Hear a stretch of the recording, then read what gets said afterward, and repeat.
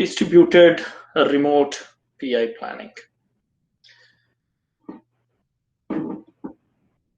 As we know, PI planning is a large event, right?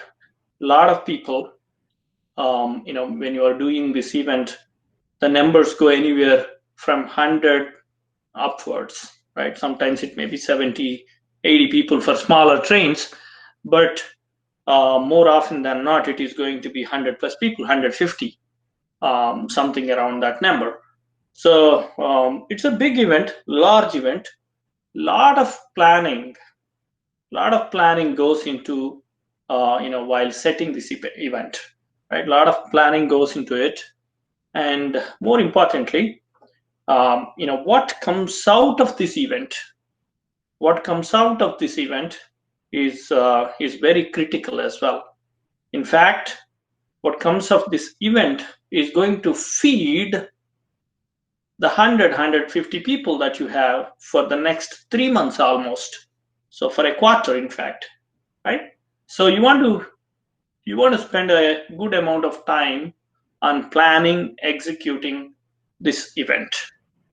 Having said that, I just want to take a poll in the room about your association or familiarity with the PI planning, remote or otherwise. So I'm going to bring up my next question. You can use the same code, refresh the page.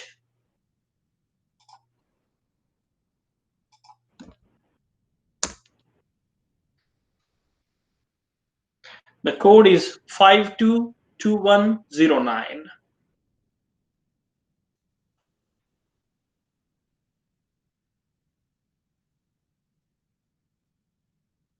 Wonderful. Wonderful. Thank you for the feedback. Yeah, keep going. If anybody has joined new, the code is 522109. On menti.com, you just need to use the code 522109.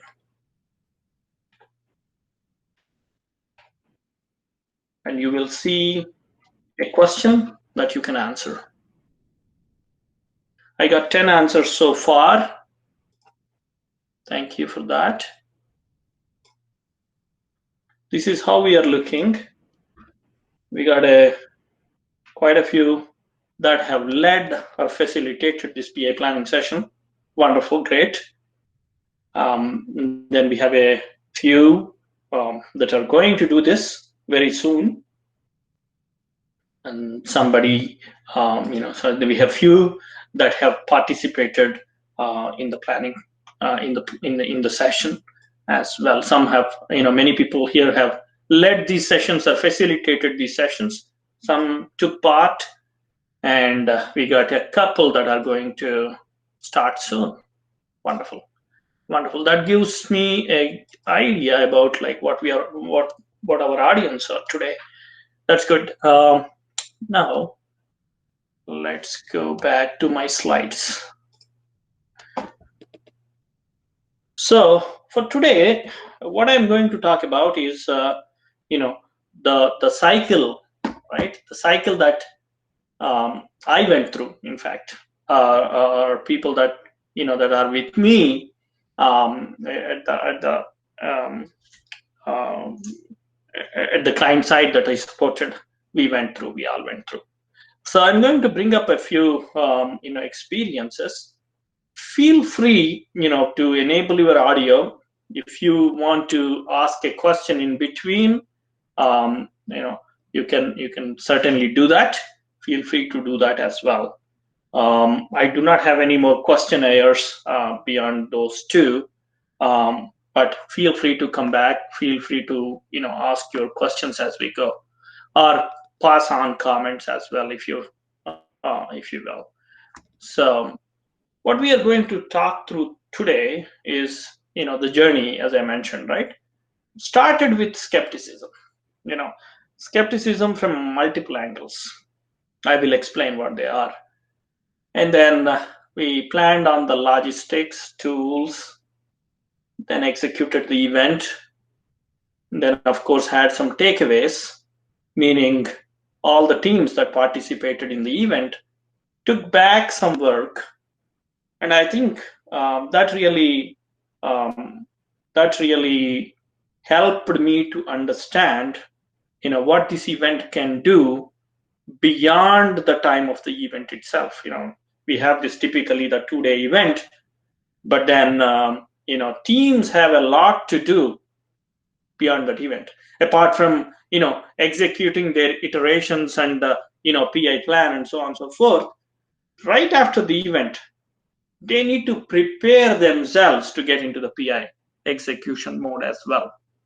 And while doing this online, this really gave us an opportunity to rethink about the event itself and how it can actually help the teams to prepare for their next PI. We did the planning a couple of weeks before the start of the PI itself. So we had that, crossover period of a couple of weeks, and there were expectations set to these teams to do when they go back in those couple of weeks. I will talk about those as well. And then conclusion.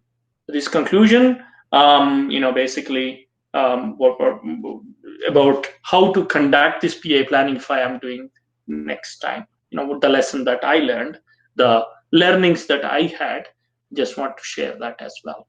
Okay, so skepticism, as I said, it came from many angles, right? Some of them who never did something like PA planning, you know, or somebody who just heard about it, somebody who read or might have seen a couple of those as well, but they did not help anybody, so they have their own questions and skepticism. There were a lot of these things coming up, right? I bet you might have heard these as well. Takes a lot of productive time from the people, very expensive. Many people were not engaged in our last event. These were like some of the comments, some of the skepticism that you go through. And if you had not seen these things, either the organization that you are working with is very mature or not even caring for what you are going to do, right? If there is any amount of preparation going on, any amount of focus that is shed or light that is put on this event, I am sure in any organization you are going to have this skepticism. People coming from everywhere, right from those non-believer, I don't believe this is going to work kind of opinionated, to a genuine question, right? A genuine question. It's like it takes away a lot of productive time from people, yes, but what they are going to do in the PA planning is very productive too. So it takes a lot of education that you have to give out, you have to provide for those who have these questions and are skeptic. You don't want to kind of set a what you call like a command control mode. Yeah, everybody has to do it, let's do it kind of. While you motivate everybody, you also need to provide a good amount of education on why we are doing this event, how this is going to help people to get through their next quarter or next PI, with this kind of planning. So there may be questions, right? Some people might have done this event, they might have done this in person, and might have worked for them as well. Like me, I did the events in person. I did not have a clue how this is going to work when it is done in remote. So I had my own questions. I was skeptic in a way, right? We did this in person. I cannot imagine this event to be remote. How can we do breakout sessions in remote setup? You dig deeper, you get to questions, right?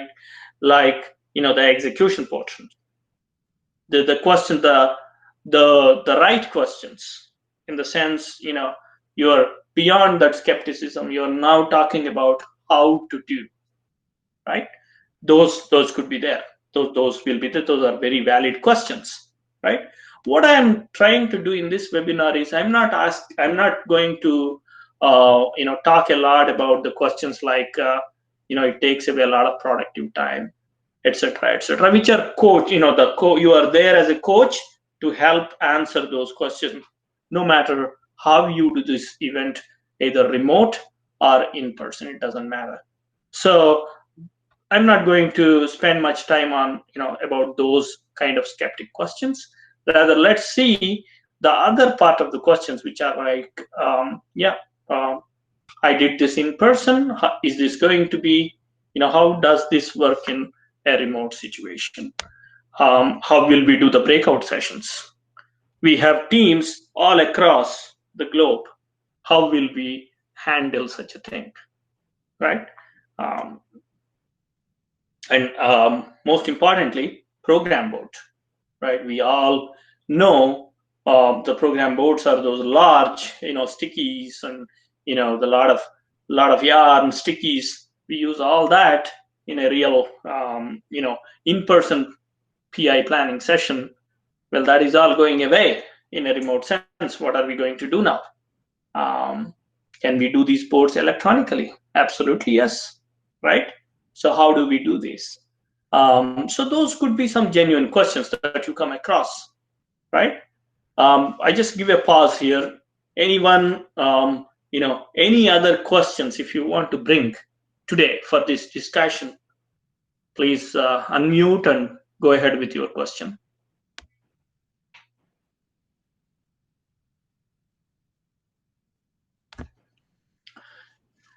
As I was mentioning earlier, skepticism is genuine. Definitely, you want to take a positive. You want to see the positive side of the skepticism. They are interested in the event. They are asking genuine questions. So that's good. That's good. Expect these questions. Be ready with your answers. Empirical evidence, will motivate your team. In the sense, either you talk about the PI plannings that you did before, how it helped, or you talk about, the webinars, that you attend, or, the events that Scaled Agile is publishing a lot of those as well. So there are several references that you can provide to those people that are interested genuinely in understanding this event, knowing about this event. So provide those references, and it helps. It helps a lot. More importantly, right? There are definitely failure points when you are doing this event, either in person or remotely. Definitely acknowledge those failure points. Absolutely, right? Especially when you are a coach and you know about this group, the amount of preparation that is needed before doing such an event, and the amount of preparation that this team has done. If you understand that, if you see gaps, acknowledge those, acknowledge the risks, because it's an event that 150 people are going to come together, and it's a lot of time from everybody. So you need to kind of also think about the genuine questions, genuine risks that your leadership is taking in organizing this event. So prepare for those questions. Try to come up with these answers. Motivate everybody. More importantly, there's a lot of motivational element that goes into it as well. So in a typical, I'm not going to talk about the typical agenda item here, but what we are trying to do is basically just a little overview about what the goals of this PI planning event are, and we will talk about the participants who participates, and then format. So the goals, we all know, it is to bring that alignment between various stakeholders, right? In this program, uh, business development. So you want to bring them together, get that alignment happening, and so on and so forth. So you want to publish, educate everybody about these goals, just like any other PA planning, right? Uh, Remote also, you need to do this. You need to make everybody aware of why we are doing this event, and make sure you kind of notify all the participants ahead of time, right? You have to, as a coach, I'm talking from the shoes of a coach, right? Or a lead, or if you're an RTE or a scrum master, participate in these things. Participate in identifying the goals, participating identifying the participants, get the list of them. There's a lot of preparation needed to get these participants, and the list of the participants. And more importantly, when we are doing this, you want to get their time zones. Don't assume that in a situation where you're doing in-person planning, doesn't matter whether you are on the west coast, east, everybody is flying and coming to your location. But now you want to know who is where, what is their time zone. You want to know about the geographical locations of your offshore teams and their time zones. So try to get all that information. Try to get who your participants are, what their time zones are, all that information. You need to get that. Or you need to keep in mind, if you are a leader in this area and trying to organize this, you need to keep all that in mind. You want to get who the participants are, what their time zones are, and whether they will be able to attend online. Do they have all the infrastructure needed? Of course, they better do, right? They're working with you remotely, so they have the infrastructure definitely. And what is the format we are going to use? The typical format for a PI planning is going to be a 2-day planning event, right?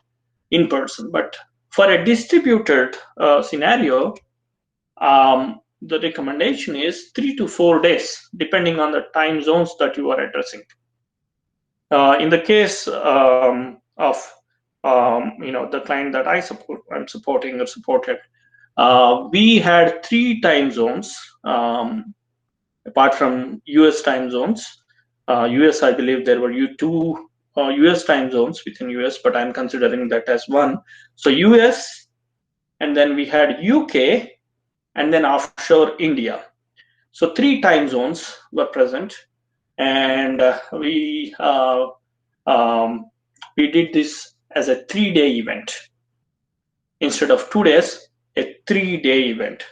What that meant was, when I talk about the timings I have on the slides are going to be East Coast times, so standard ET times, and I also put some of the IST times. We will see the slide in just a bit, but the meetings are going to be from 8 to 2:30 ET, Eastern time, on every day. So it's like half-day meeting. It's not complete day.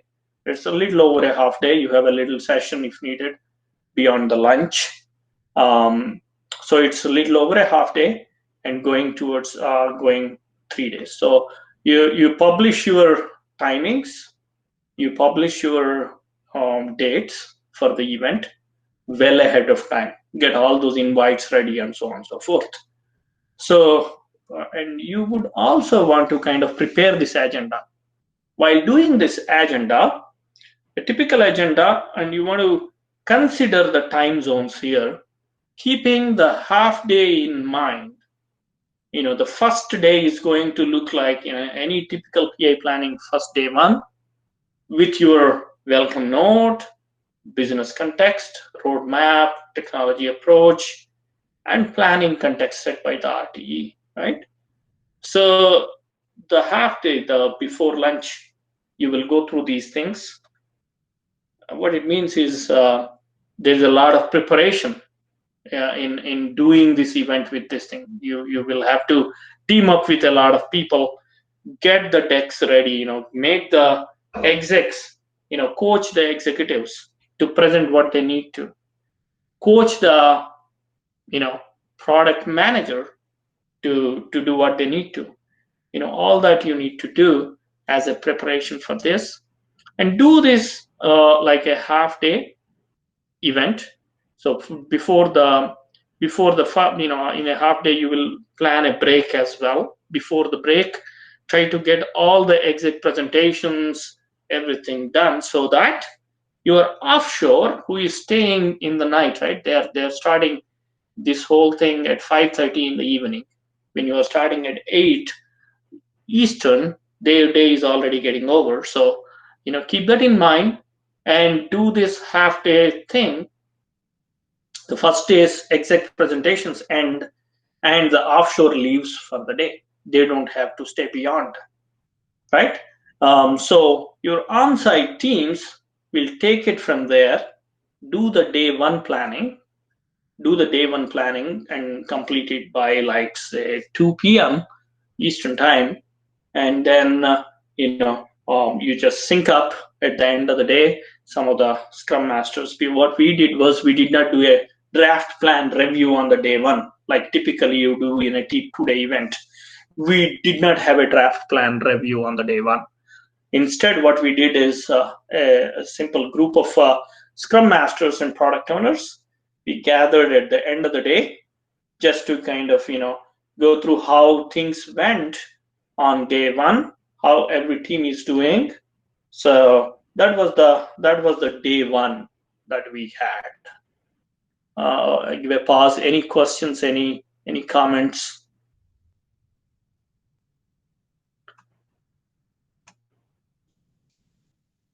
Going to day two. Day two, what we did was continue planning offshore, meaning before even on-site started their planning. We the offshore started their day, and they continued where on-site left. And how we did this was the sync up between the proxies. There was a proxy offshore, and the proxies, there was a sync up with the on-site people. They had an ongoing sync up that was beyond the PI planning session. They do that every day. Every night there is a sync up. So the proxy sync up really worked well, and with that sync up, the offshore was able to go ahead with their day two planning before the on-site started their day. So once on-site started their day, 8 o'clock, 9 o'clock, the draft plan came into place. So both on-site and offshore together were able to kind of get their draft plan by 10 a.m. So that was the day one draft plan. Remember, on-site had a day one session, but offshore did not on the previous day. So they went back. Their day one really started on day two. So they did their planning. The day one planning was complete actually on day two. So that was the case. And by 10 a.m., the draft plans were ready for review. We did the draft plan review 10 a.m. ET on the day two. That's when the draft plans were reviewed. And then what we did was also like risks and impediment identification. That was done during the planning, the breakout session as well. And that was finally the RTE and few program leads came together to finalize those impediment and risk list as well. And what happened was the management review was a challenge. Management review was typically like day one end in a in-person kind of scenario. What we did was on day two, midday, Um, it was about 10:30 when the management reviewed these impediments and risks, and by 11 we had some decisions made about the planning adjustments. And day two continued with some planning adjustments in the breakout sessions. So day two's on-site offshore mix was a bit, very different on different teams. In some teams had to have their offshore counterparts stay a little longer on day two, because with the planning adjustments, they had some give and take. And some of the offshore team actually stayed a little longer on day two, meaning their night was long. They stayed even until 11:30 in the night, um, or even beyond actually. So some of them stayed until 12:30, etc. So their day was very long. The offshore's night was very long. Um, but then what they did was they did this planning adjustment, combined planning, which helped them on day three to finalize their plans, to finalize their plans by by again 10 a.m. Morning. Most of the plans were ready by 9:10. Between 9 and 10, the final plans were ready from both on-site, offshore. And there was this UK part as well. Some of the teams had UK team members, so the times were split between the US time zones, the UK and India. But by day three, everybody was able to settle down on the final plan, and every team had a chance to review the final plan within the team. So every team had the chance to kind of review the plan, the final plan by day three. So the final plans were presented by 10 on day three, ET. I'm talking about by 10 on day three ET, and then we did the Rome and other things like confidence voting, etc. So everything on day three ended before noon, ET. Everything on day three ended before noon. So it's really like 2 half days and then a few hours on day three. That's what the session was. And I used the same format for two of the PA plannings that I supported from two different large trains, and it worked really well. The distributed, when we have these distributed time zones, 3-day plans really worked well. So just the point to take here is 3 days. I moved to the tools part next. Any questions so far? Any questions or comments? 2-day versus 3-day plan?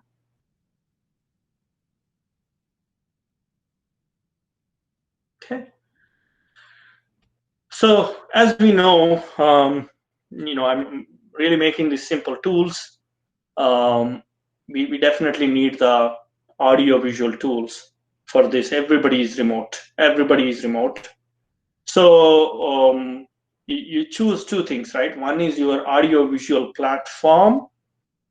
The second one is collaborative tools. There are a lot of these collaborative tools like MS Teams and Google Docs, where people can edit at the same time, right? Maybe you already started using those in your organizations, and they help facilitating a lot of events very well. So you would lean on to your audio visual platform. It could be like I'm not taking any names here, but Zoom is a very good platform that has the split rooms availability built in. MS Teams worked really well as well. I used MS Teams. So MS Teams really worked well with the breakout rooms as well.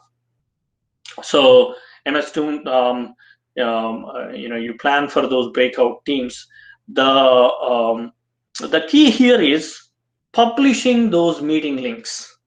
The key here is publishing those meeting links ahead of time, or keeping them available at some place, right? What we did is created a small dashboard where you can see the breakout room links and shared that across. So breakout room, there were no separate invites for breakout rooms, but the meeting invite links were published to a central location. So it was all like one meeting calendar link, but people from multiple teams can go into multiple meetings depending on depending on what team they need to join by selecting their meeting link from that common place. So that avoided a lot of invites itself. Invite was only one, so everybody knows, the invite, just log on to the main event, and then we had these, the central repository where we put all these links and so on, so they can choose those links, go into the meeting groups, and people who have to hop between room to room also utilize it the same place to hop into the rooms.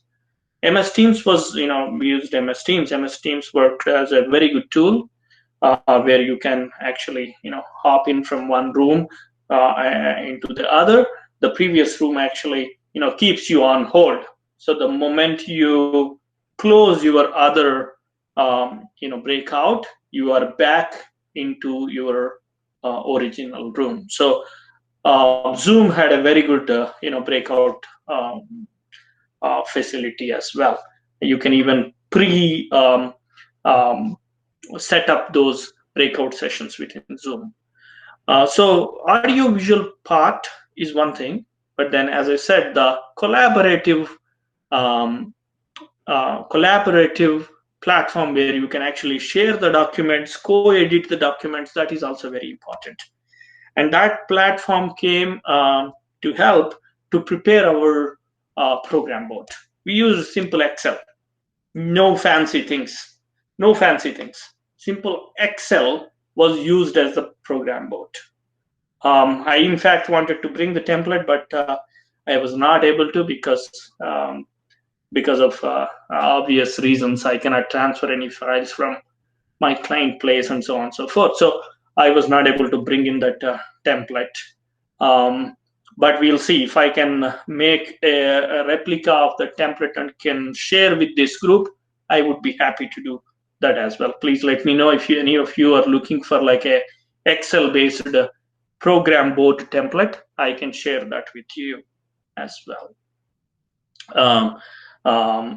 So Excel-based program board template is what we used, and that really came up really well because it was collaboratively done by multiple teams, 7-8 teams working on the same Excel sheet to put their features, connect them, etc.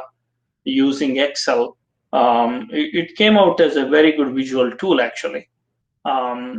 So that was so we are getting rid of the stickies, we are getting rid of the yarn. No stickies, no yarn, only the Excel board which was used for program features and dependencies, all that. It came out really well actually.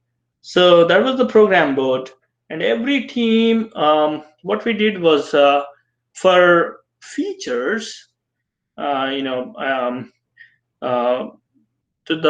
situation was there were multiple product managers for this, for a train, right? One train had multiple product managers focusing on few different things. So what we needed was, a collaborative tool for managing these features as well.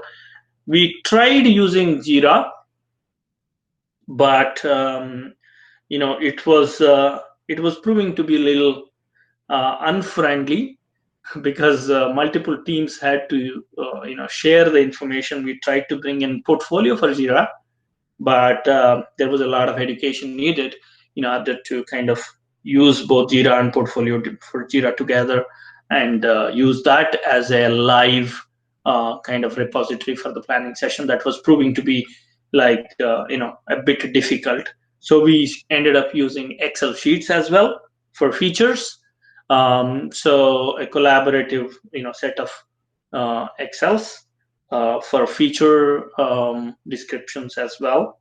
So features were filled in by various teams, in fact, and they all came together like a feature board. And then program board actually used the numbers from this feature board and used the links and so on and so forth. A very visual board, program board, and descriptive Excel sheet for the features and their descriptions, etc. So that came out really well. But what it meant was also like a lot of pre-work. One difference I can tell you is in a in-person planning event, because you are using your stickies, a lot of things can happen on the fly. So it's easy to write a sticky and stick it there. The same approach would be very difficult or chaotic in an online kind of scenario, we thought. So what we did was we pre-filled these feature boards ahead of time. And stories, on the other hand, were in Jira itself. Stories we did not do a Microsoft Excel version of stories as such. Stories were kept away, a little bit away from the planning boards. So only the features were done at the feature board level and program board level. Stories were not really touched, and that's why I was coming to that next section, which is like takeaways. There were a lot of takeaways as well. After the execution, the teams had to go back and do their part, which is to do with setting up the stories in their boards and so on and so forth. So without much ado, right, the tools we used were very simple. Keep in mind, there is a tool that you need for your audiovisual platform. There are tools that you need for your collaborative documentation. Any tool like MS Teams, Google Docs, PIplanning.io is another subscription-based tool, which is very cool too. You can integrate with Jira and stuff like that. It's very easy if you get that. But there is licensing. There is also education needed. So choose your tools. I would say stick to the basics. Stick to the basics. As long as you have a collaborative platform like MS Teams or Google Docs, stick to Excel. Stick to Excel. It's beautiful. It works really well. All you need is like a good time spent before publishing those templates. If you sit with a good set of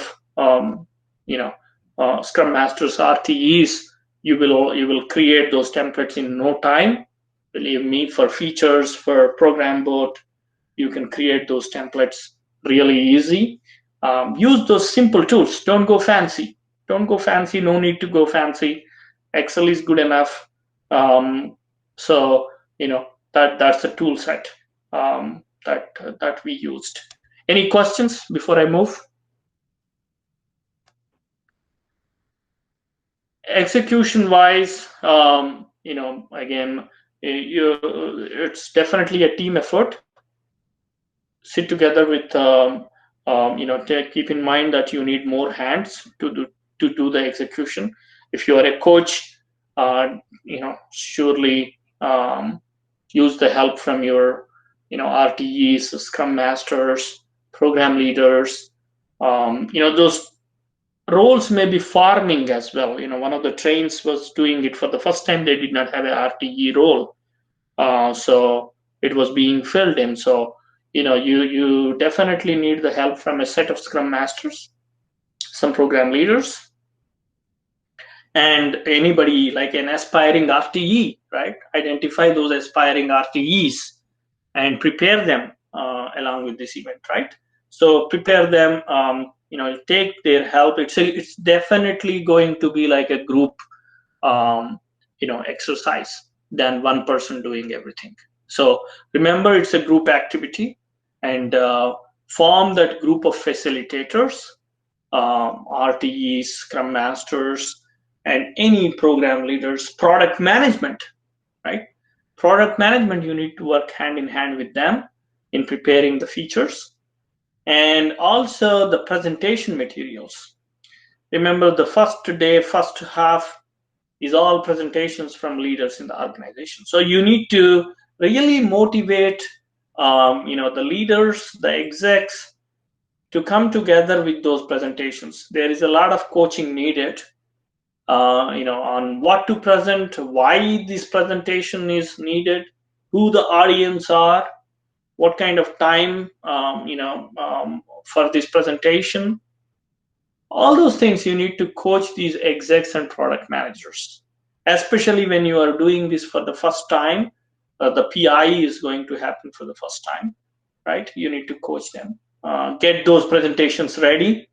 And because you are doing everything online, make sure you are getting them in place ahead of time,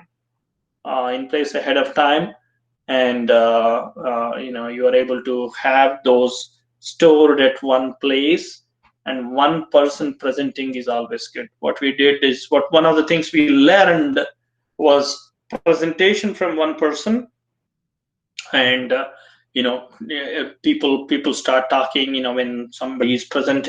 Presentation from one screen is shared by one person is what I mean, presentation. So screen is shared by one person, and so that the presenter, the person who is talking, can keep track of somebody hand raised, or somebody put a comment in the chat box. So the presenter can always, the person who is speaking can always observe those while they are speaking. And some of the tools, it is very difficult to keep track when you are screen sharing.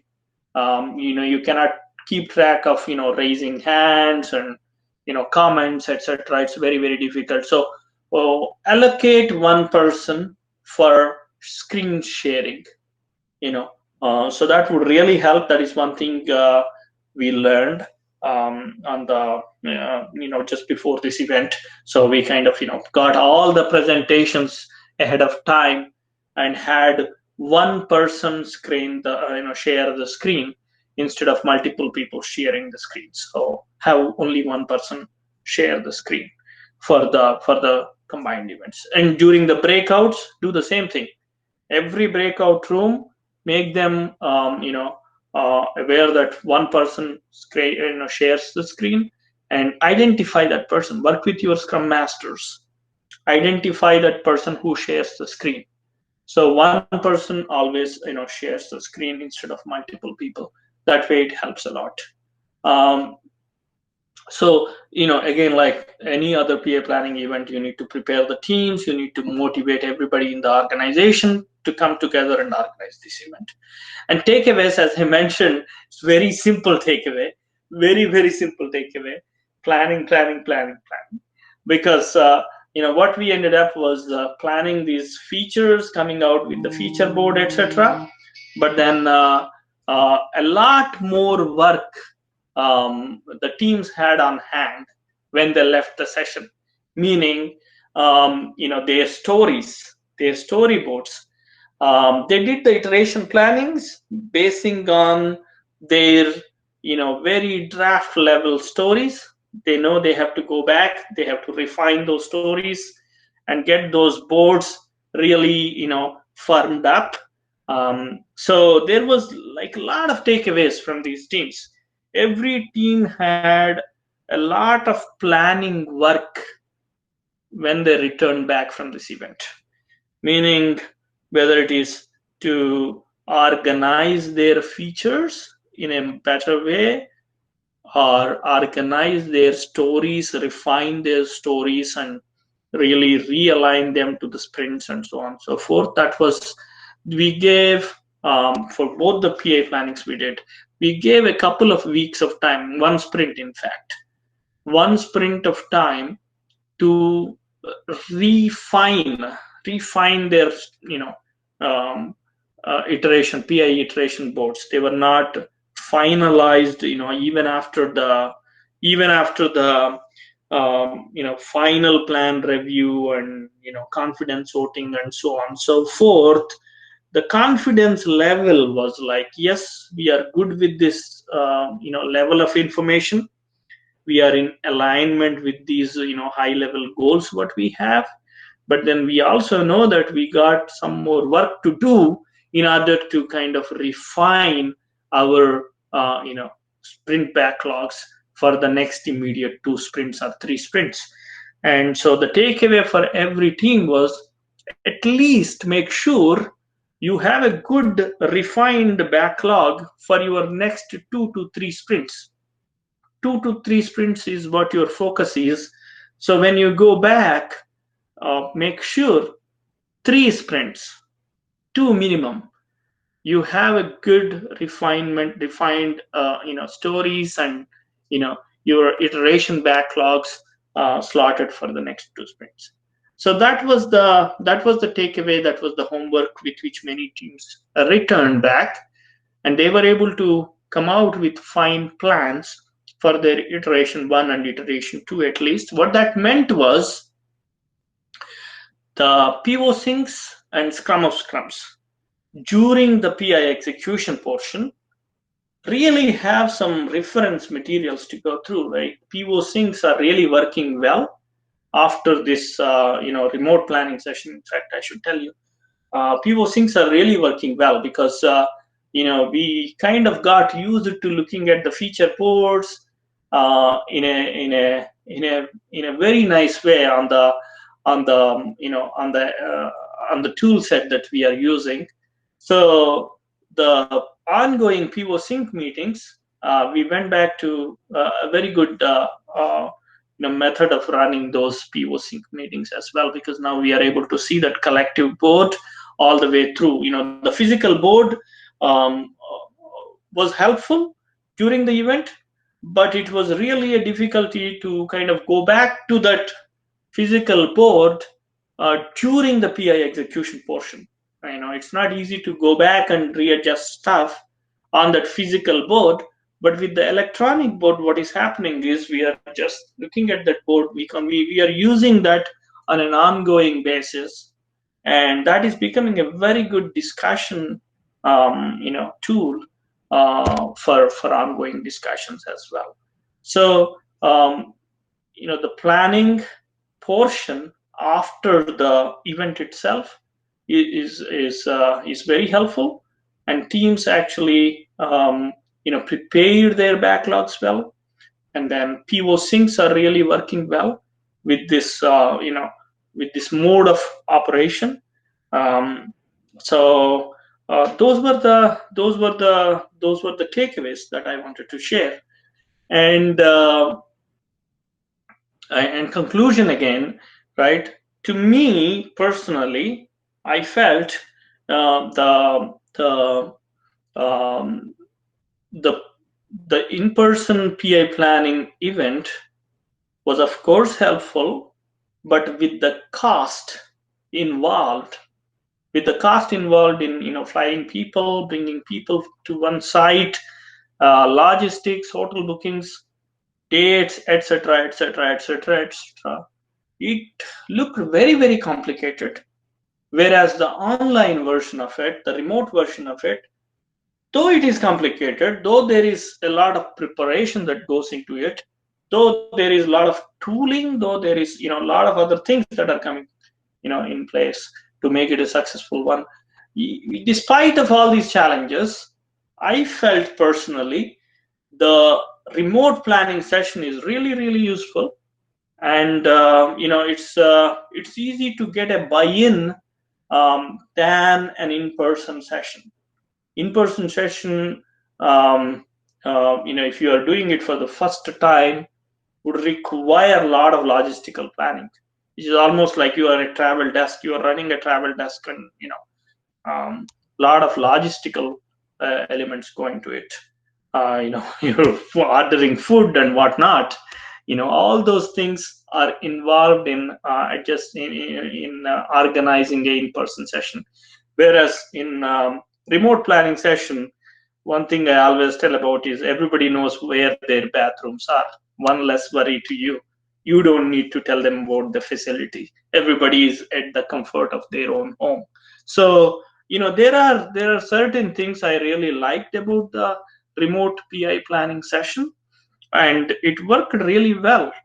Then beyond my skepticism or expectations. So that is primarily what I can share with you all on this webinar, and opening it up for any questions or any comments. That brings us to the end of the session, in fact. So I thank everybody. Sincere thanks to everybody for attending and being with me this evening throughout the session. Again, you can reach me out for any questions or any comments. If you want to share anything, or hear more about anything else, I am definitely open. So you can reach me out. I thank everybody. Have a nice evening, everybody.